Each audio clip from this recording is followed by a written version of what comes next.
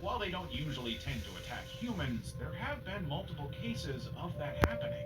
In 1972, a surfer in California was bitten on the leg by an orca but survived. In 2005, a 12-year-old boy in Alaska was bumped by an orca while swimming but not injured. And in 2014, a diver in New Zealand was pulled underwater by an orca grabbing his catch bag but escaped unharmed. All other cases of humans being attacked or killed by orcas have happened in captivity. But that doesn't mean that seeing this many this close is not terrifying. Fortunately for these people, the orcas had no interest in harming them. Hidden places discovered. A man had recently moved into a studio apartment in England, having agreed to rent it without even seeing it once.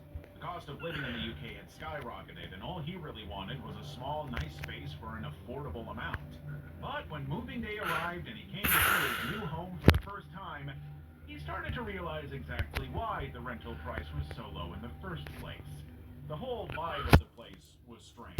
It was a beautiful old building with high ceilings, a 19th century monastery type design with mirrors everywhere.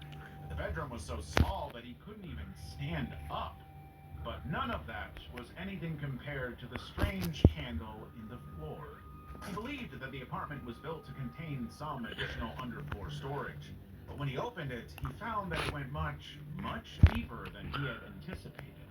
Alone in his home at 10 p.m. with nothing more than a camera and a torch, he ventured down into what he described as the dungeon of the house.